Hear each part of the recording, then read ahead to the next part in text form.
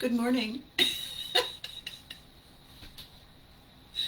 Live video is starting. Yes, well, thank goodness, because I have my, I have my, I have my, I have my Abbey mug, and I just, I had to show it to you because it is just the silliest thing in the whole world. Anytime I'm getting up and I'm thinking I seriously need coffee this morning, I pick up this mug and I think this mug has already had its coffee. Is this is Matt Urquhart's genius. This is his wonderful, wonderful caricature. And when I went on the site where I can get stuff printed, and it said, "Have you thought of having a coffee mug?" And I said, "Well, I haven't not thought of having a coffee mug." So this is my opening bar prop today. I just think that the idea that there is a motivator, incentive in front of me that says, "Really? You're going to wear that?" It's very, very helpful. All right, so here we are. It's a little bit early.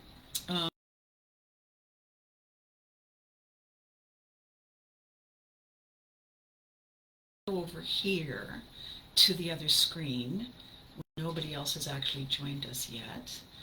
And I can click and click, and there we are. Okay, so now I'm live. Scott, good morning. Jeff, a mug on a mug. Why, thank you, Jeff. I agree. Good morning, gentlemen. It's so nice to have you here. For those of you who are just joining me, possibly for the first time, I've been doing these morning videos on Tuesdays and Thursdays every week since the end of November last year. And the reason I decided to do that was because I wanted to be able to get back into this thing I know how to do. I wanted to, hola, Garen. I wanted to be able to do the things that I became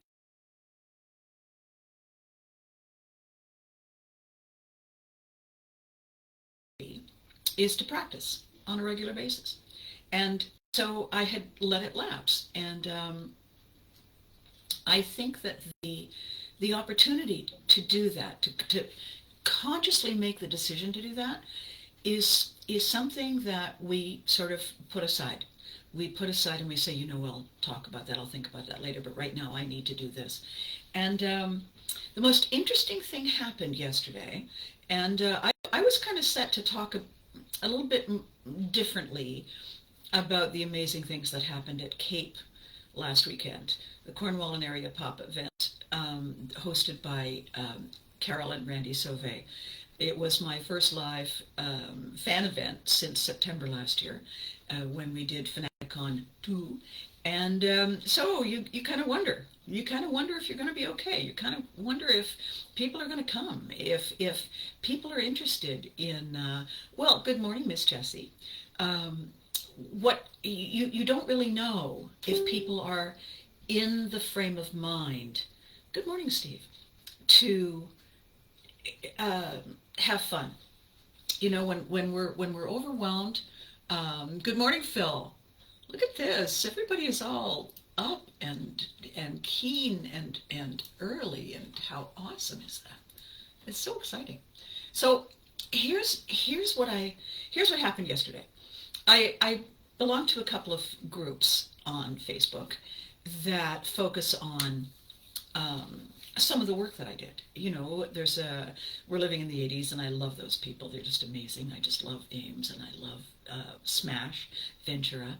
And of course, there's the You Can't Do That on Television group, which, I'm the official mom of, so I occasionally jump on.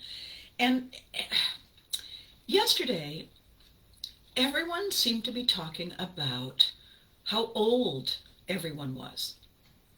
And I couldn't figure out why. I was wondering if it was, the moon, or if it was something else going on, or the weather. And I thought, well, I'm not having any of that. I'm not having any of that for any number of reasons, not the least of which is it becomes really boring.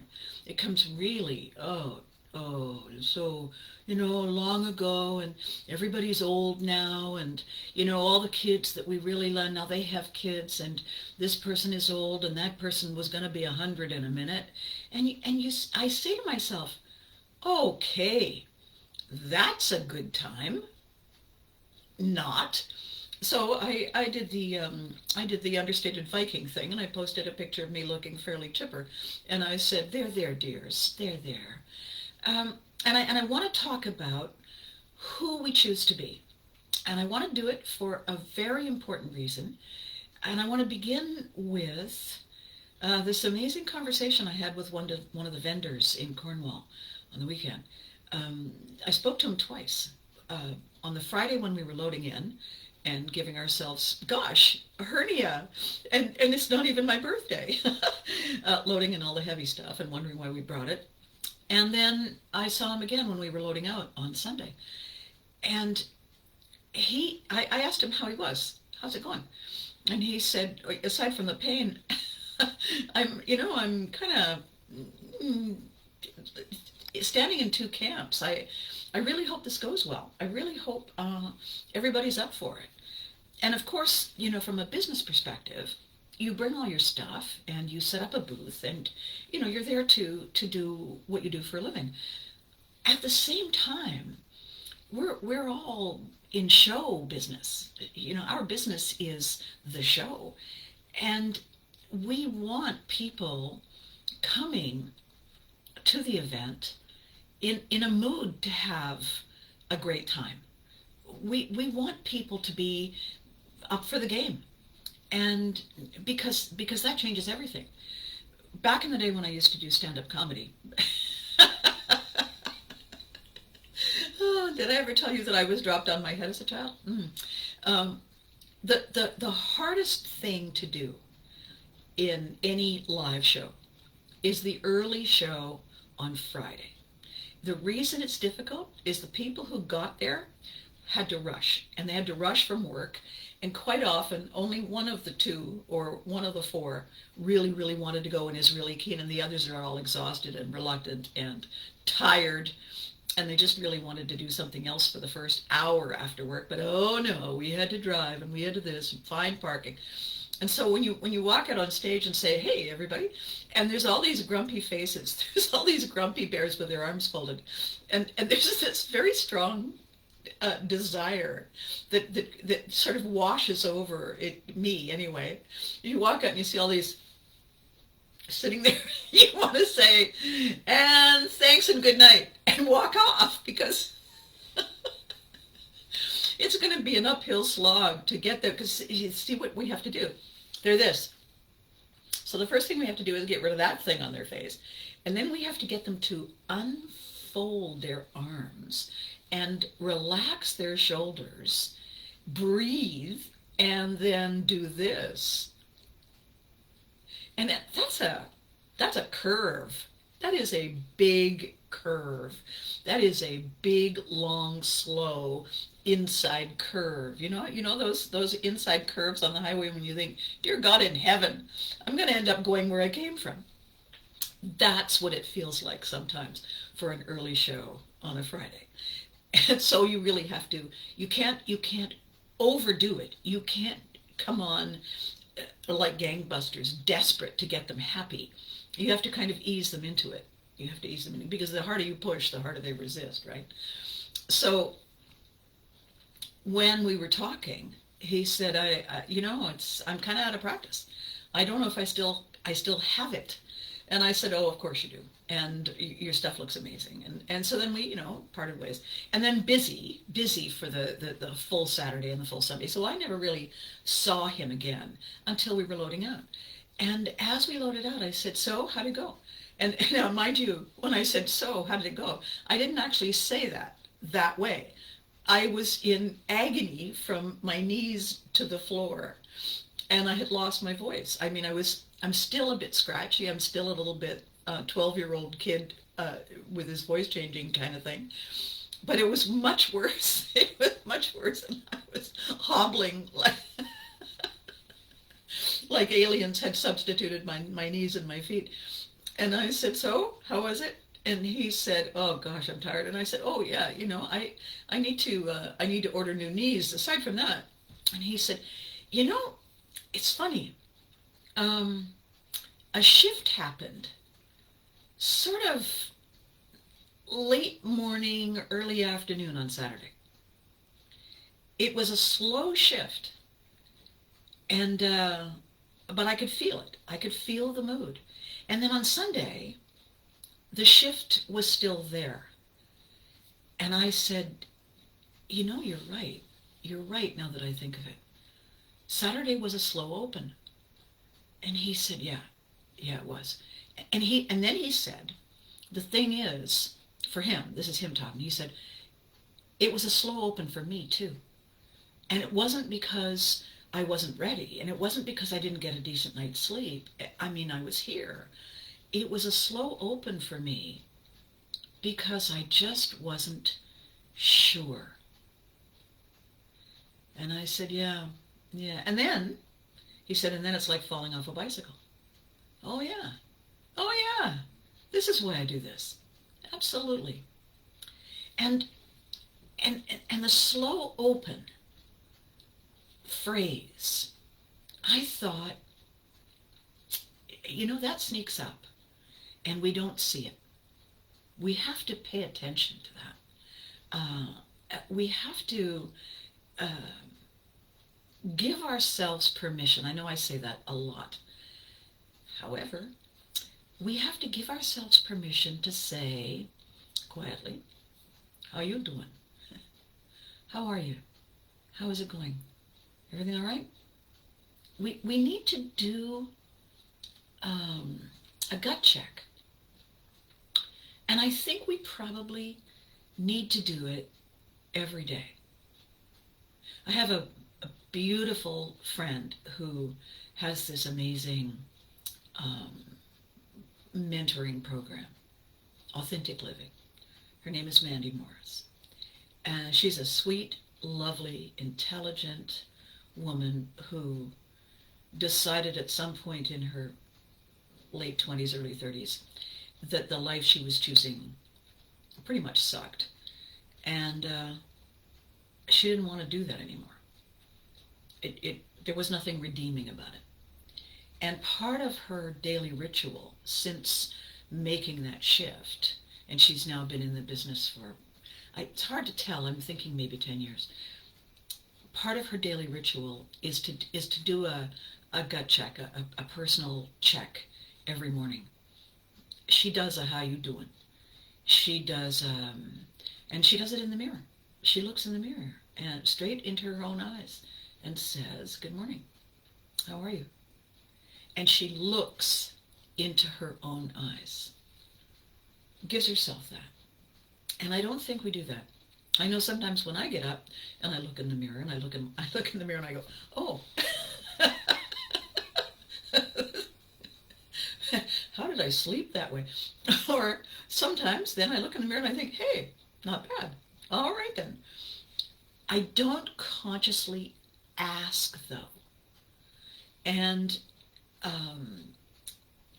I had to learn to do that. In just a second here, Garen has just said something, and I'm going to argue with him.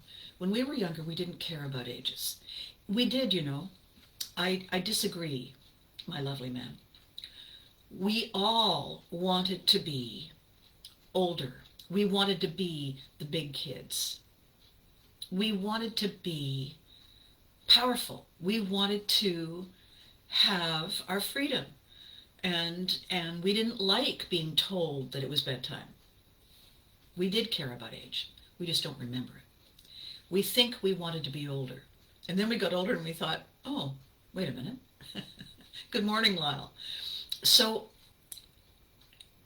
if we spend our time looking over there, if we spend all our time saying, what are they having? And I mentioned this on Tuesday, the Harry Met Sally movie. I'll have what she's having. I love that. I love that phrase so much. um, because it's so blatantly obvious that we all think that. We all think, well, she looks great in that dress. Why did I choose to wear this one? We all do that.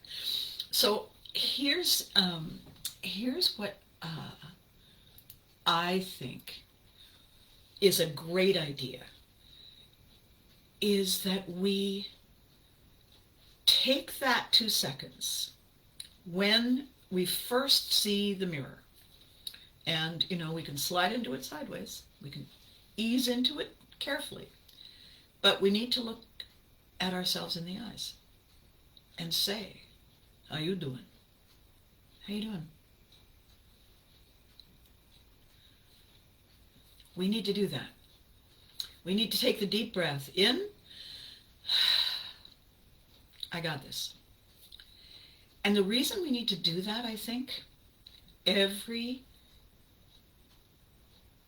day is for the days when it's hard. The reason I'm doing videos now twice a week, every week, without fail, I am being consistent.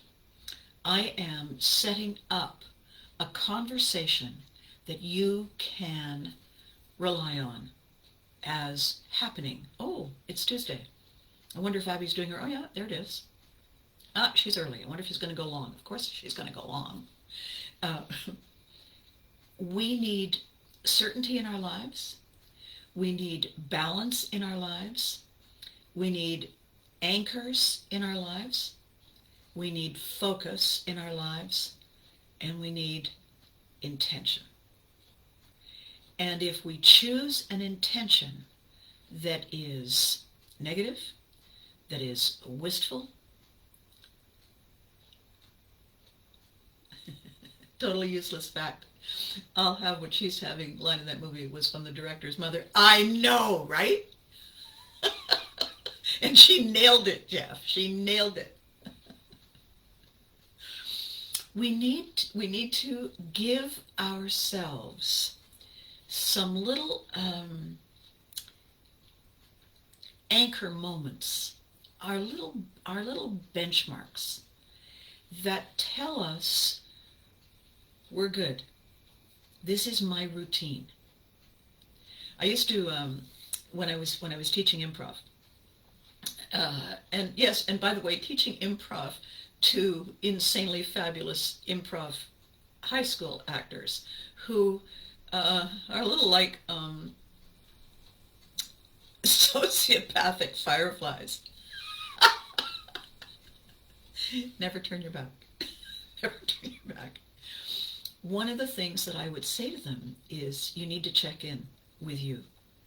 You need to check in to where you are right now. You need to know certain things without looking. And so the thing I used to say to them is, don't look down. Look me in the eye. Where are your hands in this moment? And one of them said, well, I hope they're at the end of my arms. If not, I got a problem for the rest of the day. And I said, yes, thank you. And so then after that, and I said, if you know what you do unconsciously, are they in your pockets? Are they hanging lifeless by your side? Do you have them stuffed under your armpits? Are you waggling a finger in your ear? Where are your hands? We don't think about where our hands are because they look after themselves until we get on stage for the first time, and then we're really, really self-conscious and we don't know what to do with them. What do I do with them? And we talk about that. So these check-in points, these things we say to ourselves, are giving us the blueprint and the map for every next thing that happens. And I can pretty much tell when I see the way people are posting that they have forgotten to do that they have allowed themselves to just drift with the current. Their little ship is basically going with the flow. And if the flow happens to be negative, they're reflecting that. They're into a ripple that's a negative. And their posts, they're finding the memes, they're finding the cartoons, they're finding the comments that are self-defeating. They're posting pictures of tired people, they're posting pictures of people eating all the wrong food, fat, lying on the floor, complaining. Some of them are funny, and a lot of them are not. And we're staying there because it's where we drifted. So when I saw yesterday all these people commenting on the life that has gone by, I thought, I didn't see that in Cornwall. I did not see that. I'll tell you what I did see. I saw people coming up to my booth, and I basically had 3 areas of collectibles and souvenirs and whatnot. I had the You Can't Do That on television stuff. I had my personal stuff, you know, my picture and I have hats and whatnot. And then I had the Care Bear stuff. Yeah, my area, I had my books, I had, Abby hats, I had, and my pictures. On the Care Bears side, I found these beautiful, oh my gosh, if you're going to be coming to FanaticCon in Brockville on the 15th of May, you need to take a look. Come and see the Care Bears memorabilia I found, because I went on an English site and I found the most exquisitely beautiful coloring books and calendars. They blow you away. They're so beautiful. I had to buy them. A little pricey, I had to buy them. And everybody who saw them, who was really into Care Bears, had the same reaction. Oh my God, I have to have this. I have to have this. Incredible. When they saw the Care Bears, when they realized that they had a connection to me because of the Care Bears, this odd thing happened. Same thing with the lockers, same thing with You Can't Do That, but the Care Bears was a little different because people who were connected to the Care Bears were younger. They were, they were 7 or 8.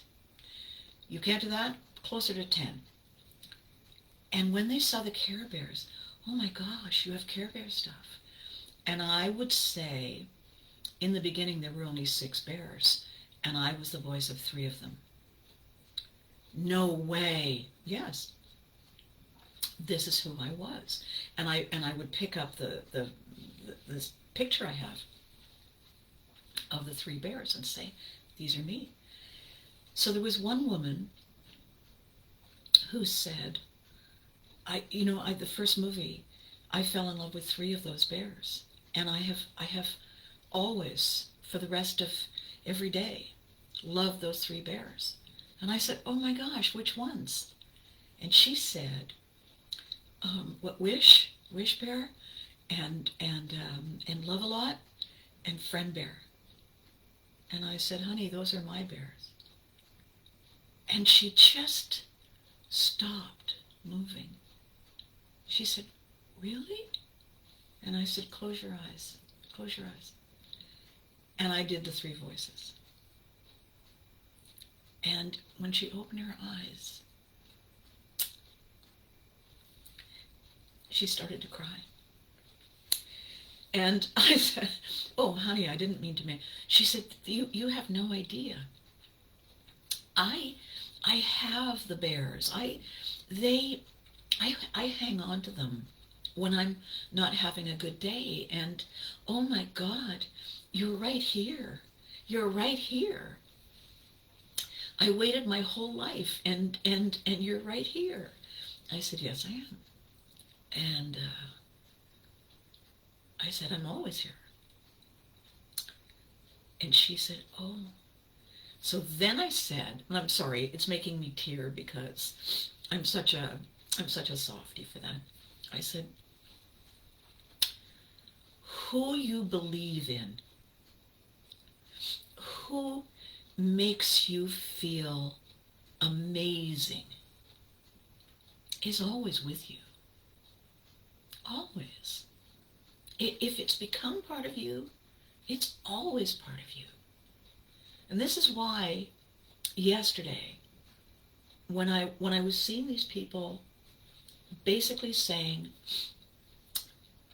that their yesterday was over, and now they were at an age where it felt like nothing was as magical. It pisses me off when I hear that, because we never lose those things. We never, ever lose them. We just forget that we have them. If we ever loved someone, we always loved them. If we ever felt magic, it's always there. It's in our memory bank. We have to go get it.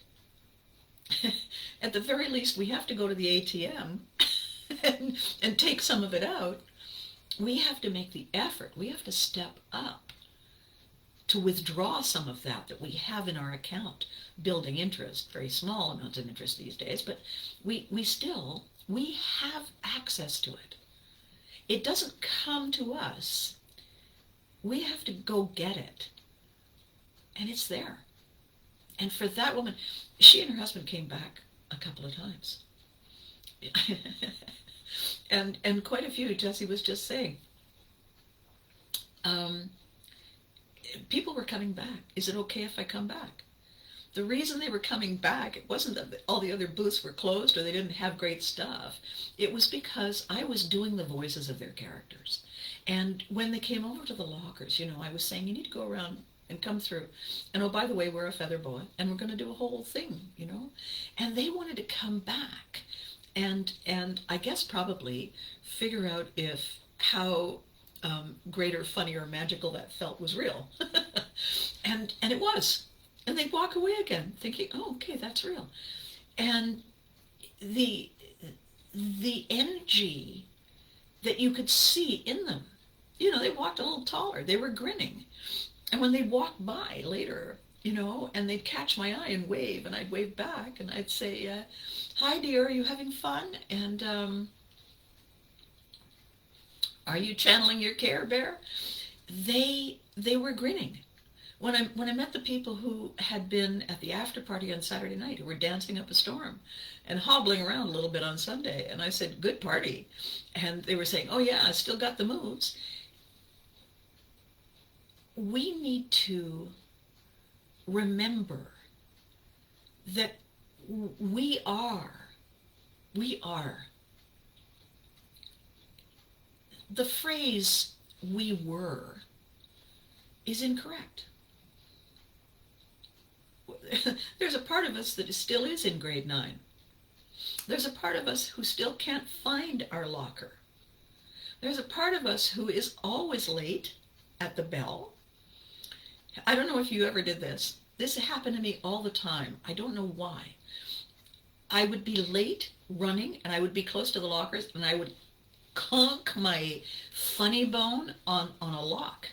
And it would, that numb thing that would go, and I'd drop my books, and then I'd have to pick them up, and I was even later, and I'd scurry into class feeling, oh gosh, I hope they don't see me. Meanwhile, I'm the last person in the room and making all the noise, and so everybody turns, and I'm, huh? We still are that. We still are the little kid. If you visit my Facebook page, quite often I post the photograph of little tiny me. I was about 3. That's my inner child. That's my inner child saying, why aren't they happy? And when's lunch? And I'm so excited. This is going to be fun. My inner child is right there, all the time. Good morning, Christopher. When everyone gives themselves permission to remember the inner child, to remember the goofy kid in third grade or ninth grade, or I went through a larva stage in my life. I had those awful glasses that some of them are coming back into style now. I see people deliberately buying them, and I'm thinking, wow, I tried to not wear mine, but I kept walking into the sides of things. And I had braces. I was lovely, really. I looked like the larva stage of a fruit fly for about 6 months. And I remember that vividly. I even wrote a comedy sketch about it, about this girl who felt unlovely and unpretty, unpretty. And I thought, when I wrote it, it's probably going to resonate with a lot of people. And we can choose to be exactly who we want. There is no one anywhere who says you're not allowed to be in a good mood. You're not allowed to defy age. I'm a very fortunate human being. My parents were so beautiful, so good looking, so physically healthy. I have cousins in England, Yorkshire, north of England. And it's really interesting when I see a new face and I think, and I look and I see the eyes and I see the nose and I'll see the mouth or the chin. And I was actually chatting with one of my young cousins over there. He's about 7'3" or something now, and he's 17 or 18. And I said, it's clear that we're related because we both have that sneaky smile. He said, oh yeah, he said, I get away with stuff all the time using that smile. And I thought, we've never met. And yet, there it is. There's the DNA. And, you know, he's tall, and he's handsome, and he's mischievous, and he's in good health, and he's excited about life. I said, what do you want to be when you finish school? He said, I don't know. No clue. And I said, well, let me ask you another way. What don't you want to be? And he said, oh, that's interesting. He said, I don't want a desk job. I said, do you want to be a pioneer? Are you a Viking? He said, I want to be challenged. I want to be challenged. I want to see what's out there. DNA, Viking DNA. Is he excited? Not every day. You know, he wakes up some mornings, I am sure, lying there moaning. We all do. After that, though, when we get up, we can take stock. And we can say something that I try to ask instead of, how are you? I say, as often as I can, on a scale of 1 to 10, with 10 being, how's your day? Because you can't answer that with, good, and you. It forces people to stop for a second and take stock. On a scale of 1 to 10, 10 being, how's your day? And they say, you know, 7, maybe an 8. All right. Sometimes I hear it's a 4. You, really? Wow. Well, see if you can nudge it up, because you're bringing our average down. Instead of saying, oh, I'm so sorry, because I am sorry. Of course I'm sorry. Why would I ask if I wasn't interested? The reason I'm doing this, the reason I'm talking about this today, Christopher, you have such great wisdom. Yeah, I'm never taking the stairs again. Here's that. How's that for wisdom, Christopher?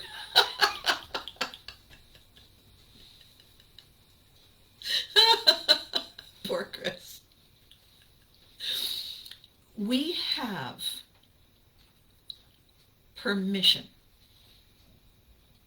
to be who we choose. We do. We have permission at any given moment to say, I'm walking around like my tie is caught in my zipper. What is wrong with me? What is wrong with me? And sit up straight and put your shoulders back. So mean making her walk those stairs. You know, Jesse, what was wrong with those stairs at the Cape Arena? There was no off-ramp. Like you couldn't decide not to. Once you were, you know, in it, on it, you're there for the long haul. Life is not like that. We get to choose all the things we want. And one of the things that my sweet friend Mandy Morris talks about is gratitude. Every day there is something to be grateful for. Something, maybe one thing every day. A long time ago, I was invited to learn to be a motivational trainer. And the person suggesting it gave me a whole bunch of tapes from different people who were doing this for a living. And one of the tapes was a black fellow from Detroit. And he was really good. He was funny and really good and really easy to listen to, really good ideas. It was his humor, though, that made it less like a cheerleader's rally and more like a fresh take. And so here's what this man said about gratitude. Black man from Detroit. He said, "Every day I wake up, there is no chalk outline around my body, is a great day." And I thought, okay, every day I wake up, there is no chalk outline around my body. It's a great day. That's probably the far end of the what's worst that can happen scale. And he had made that his visual anchor point. Is there? No? Then we're good to go. And I thought, all right. I know, absolutely without question, that there are terrible days. We all have them. We lose things. We're afraid. We are exhausted. We are uncertain. We are hurt. We feel lost. We feel unheard. We feel that who we are has no value anymore. We may have tried our best and it didn't turn out. And we wonder if it's worth it at all. I mean, I didn't, why isn't it? I get it. I know. I have done that. I still do that. It doesn't mean that I have to stay there. I survived a car accident that could easily have been fatal when I was 18. In the car, it rolled side over side, hit a guardrail, and flipped end over end. And in one of the end over ends, the roof was torn off, and all of us were ejected. And then after that, thank God that it was after, the car slid into the opposite concrete wall and telescoped. I was not allowed to see the pictures of it, but it ended up looking like a pancake. We would have all been killed if we had not been ejected. And there were too many of us in the car. We weren't joyriding. We were actually visiting a fellow who worked for my dad, who was in the hospital in another small town. And my girlfriend and I had gone down on the train, and we ran into these two airmen who had driven down to see this fellow. So, one, two, three. No, there were three guys. And so that there were three of us crammed in the back seat when we were driving back. It was a brand new car to the driver, who was so excited because it was a very fast car, that he was speeding. And he pulled out to pass somebody, and he overcorrected when he pulled in because he was showing off, and lost control of the car in a split second.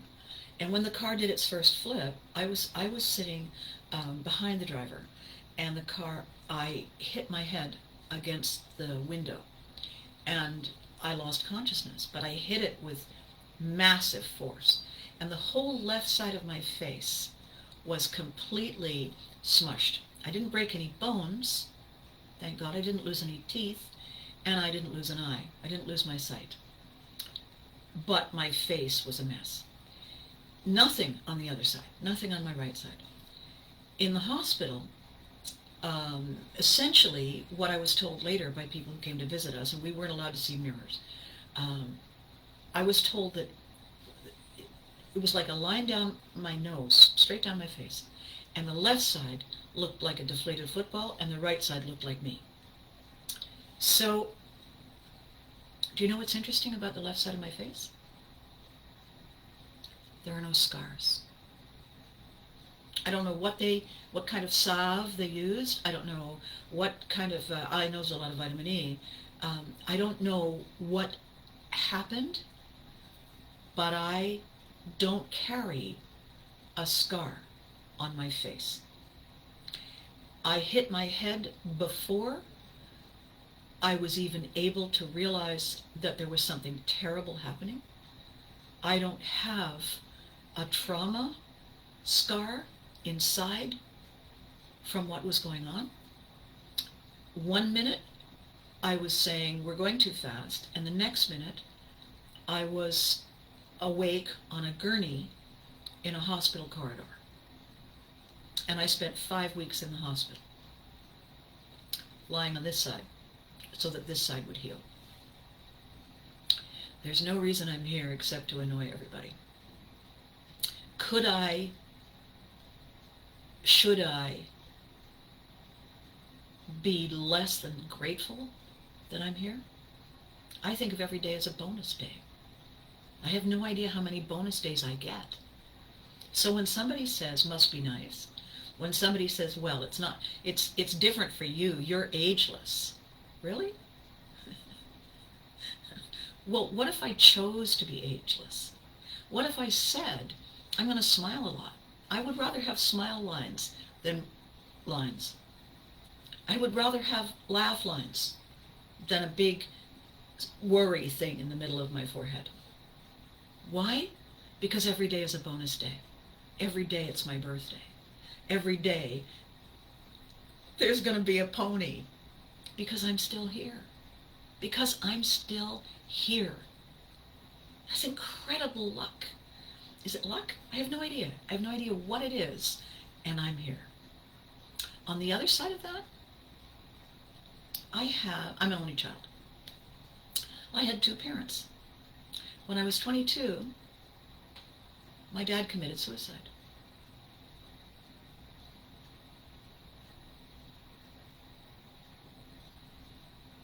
No note. When we were in our 1987 season, my mother, same deal. No note. Can you imagine? I'm an only child. Do I know why? I think I eventually learned why. Am I living every day feeling that I was robbed? No. No. Why? Because every day is a bonus day. Whatever they chose, whyever they chose it, those were their choices.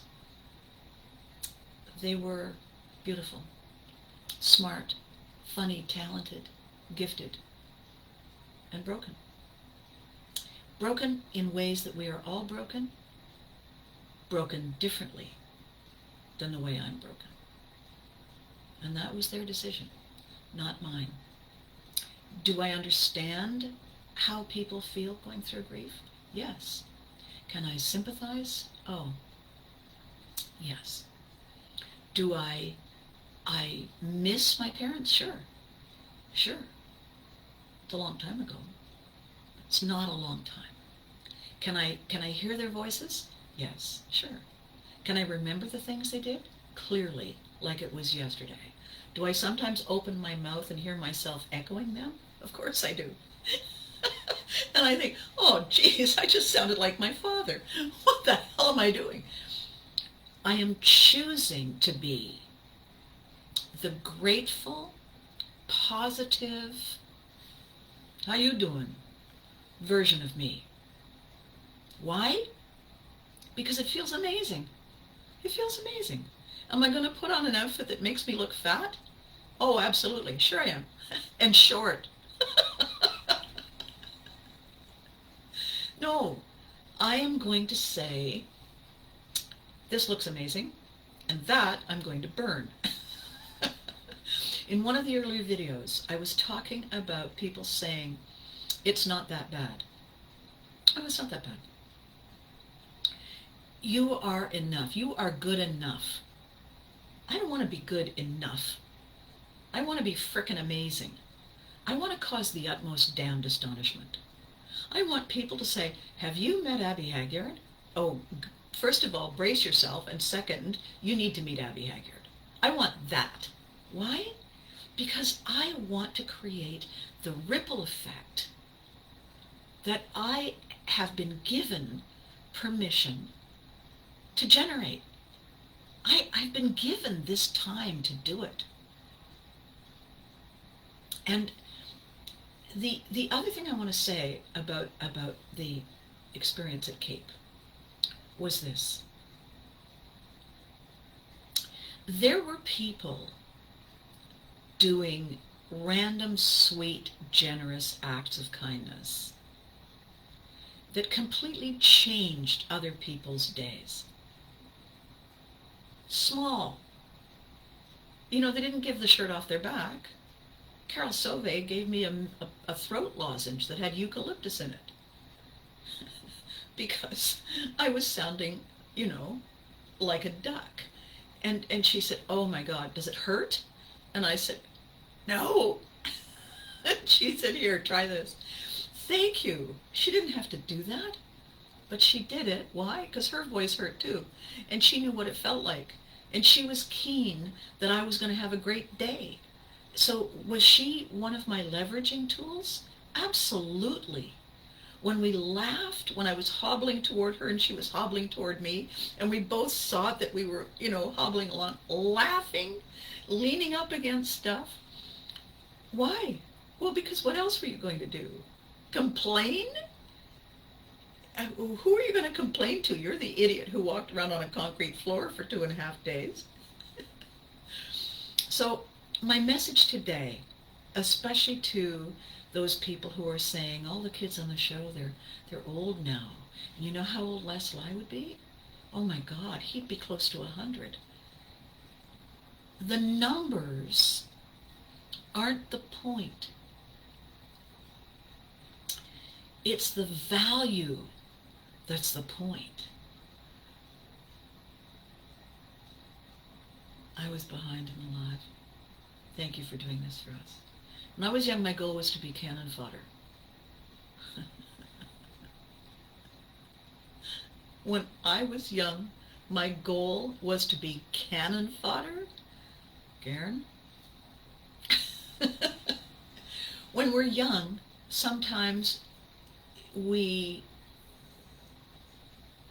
push the envelope. We want someone to prove to us that we matter. Nobody can prove it to you. You got to prove it to you.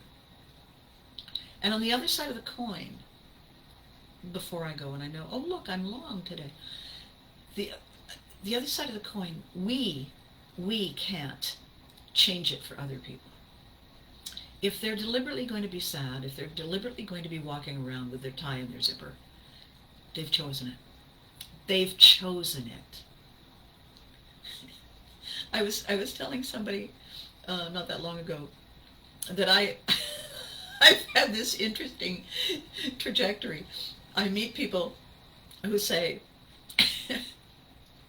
wow, you're always so cheerful. And I say, well, thank you. Yes, I am. Yes, I am. Because, you know, the alternative isn't worth my time. And then over a while, over time, when they're having a bad day, they say, why are you always so cheerful? And my answer then is, to annoy you. Vikings invented annoying. Because here's what I think. Here's what I think is important. I said it on Tuesday, and for those of you who weren't watching the video Tuesday, I want to say it again, because it is incredible.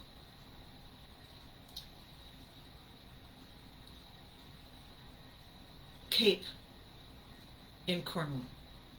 The load-in was, hours were available to us from 2 o'clock on Friday, and we began the load-out at 5 o'clock on Sunday. And there were a ton of people, however many vendors there were, plus helpers. It was a busy time from 2 o'clock until whenever we finished, I think about maybe 6. All the loading in and setting up and figuring out where things are. And then we went and changed and went and had something to eat. All day Saturday. All day Sunday. When I was talking to Randy later, I asked him, did he have any idea how many people? He said, I think we had close to 4,000 people. So here's the thing. Fascinating. 4,000 people. 2 days, plus the bookends. Nobody walking around with their faces in their phones. Nobody. Nobody walking around distracted, scrolling, except for a couple of teenagers whose parents dragged them and they, actively didn't want to be there. those teenage years. Everybody else was engaged in the moment. It's not like they said to themselves, well, I've had to dip into my retirement savings to pay for this ticket, so I'm going to take full value of it. It was a very affordable event. Very affordable. It was a wonderful opportunity. They weren't scrolling their phones because there were too many wonderful things to look at. There were too many exciting things to see. Too many things they were looking forward to, that they'd been waiting for. And on top of that, there was no pushing. There was no shoving. There was no one yelling, you're not the boss of me. There was no one making snide remarks if you were wearing a mask. There was no one saying, I can do what I want, you're not the boss of me. There was no one picking fights. Everyone was glad to be there. Everyone had opted in. Everyone choose who you want to be. Everyone chose that weekend. And they stayed that way. And some of them came back the next day. And there was a carryover, a ripple effect of that the day after. Has it stayed with them? I don't know. I do know you can make it stay. I make mine stay because it's who I choose to be. Makes sense? I hope so. So for those of you who have just joined, this is what my videos are like. I talk about things in life, I talk about the things that I observe, and I talk about the stories of the crazy things that have happened to me, a lot of them in show business, because that's my life. And what I hope people take away is an understanding that I've been brushed with fame, and some people as a result of that, know me as Mom, and some people know me as a Care Bear, and some people know me as other characters, and some people saw me on the radio, heard me on the radio when I did Morning Drive, and some people saw me in live stage shows, and some people saw me as a guest speaker, and some people are seeing me now, and they're seeing me on Facebook. These opportunities are, I'm grabbing, grateful, because they're giving me a chance to connect with you. They're giving me a chance to say, I have this boat, and I'm kind of interested in seeing what's on the other side of the horizon. Are you in? Would you like an aisle seat? And it's a big boat. There's lots of room. Currently, I'm working on a very exciting project that's part of my big umbrella. My new production company is called Story Me TV. And Story Me means tell me your story. And the productions that I'm developing are not just my stories, they're our stories, so that the TV shows and the films and the sitcoms and the whatnot, they're all about us. The current project is something that I'm calling Pivotry in Motion. Pivot is what we do in a basketball court when the ball was going this way and suddenly it's going that way. We pivot to chase after it. Pivotry, we don't chase after anything. We profile the situation, we figure out where we need to be, and we position ourselves ahead of the game so that we own the moment. We change the game to work for us. Pivotry in Motion is how we bring our best selves to the table, no matter what the universe hands us. Among my followers and my fans and my friends, I've interviewed 20 people, and I'm going to be featuring them in their own chapters in the books. It's going to be a collection of books, Pivotry in Motion, and that's in development. That's happening now. Every single thing I'm doing is designed to create a new kind of tribe. No matter how long a pandemic lasts, no matter how long a solar flare lasts, a full moon lasts, a flood, a hurricane, a war, we get back up and start moving again. All the time. It's who we are. The thing is, we don't do it alone. We do it together. And we have been so abandoned, so locked down for such a long time with the COVID situation. And the outcome has been a lot of anger, a lot of rising prices, a lot of lost jobs, a lot of lost loved ones. We need support. We need to feel like we're part of something that is going to make it, that's going to be okay. Not because we're going to change, but because we're going to channel our best selves. And when we're tired and we're lost and we don't really know if we've got the energy to do it, that's what the rest of us are for. We're all in this together. We're a tribe. And we have a boat. And all we need to do is get in the boat and row to get where we want to go. First step, you have to choose if that's what you want to do, and that's who you want to be. And I'm inviting you. And it's free. Doesn't get much better than that, right? So, to those of you who, when I posted my picture yesterday, I was saying, no procedures, no filter. I sounded like I was being really smug. And you know what? I was being really smug. I'm very lucky. I could have been scarred. I could have been broken. I could be dead.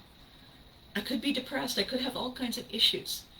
I am taking care of myself the best I can with the tools I have. They're not perfect. I make so many mistakes. If you haven't watched You Can't Live on Television on YouTube, you should. When you have time, go on YouTube, type in You Can't Live on Television, Mom, and watch the mistakes I'm capable of making. Because a lot of that was scripted, but a lot of it is me. And am I going to live my life embarrassed? Oh, way too late for that. I might as well then lean in. I might as well own it. And if any of you at any time feel that this is out of reach, that this is just too much, that I can't possibly understand what you're going through, you know where to find me. I'm right here. You can message me. Or you can watch my videos. I'm also on YouTube. And today, after I post, I'm going to also post the link to the YouTube channel. I would love it if you would head over there and subscribe so I can pull up the numbers so that we look like a much more impressive tribe over there. And in the meantime, from here, before you go, when the video ends, make a comment, please. Let me know what you think. And share it with your friends. Let them in on the secret. Don't tell anyone that we're taking over. Shh. That'll be our little secret. Okay, the weekend is upon us. Tomorrow I'm getting my my second booster, my fourth COVID shot. Very exciting. And then I got stuff to do. I still haven't unpacked the barrels, the tubs from Cape, and I have to unpack them to repack them because we're going to Brockville on the 15th of May. Very exciting. So, my weekend is busy doing stuff, fixing stuff, planning stuff. Whatever your weekend looks like, I want you to do two things for me. Okay? The first one is be good to you. Smile at yourself in the mirror. You're worth it. You really are. You're amazing. If you weren't here, this wouldn't be working. And after that, hug your loved ones. They're pretty incredible. Thank you so much for watching. It makes my day. Bye-bye for now.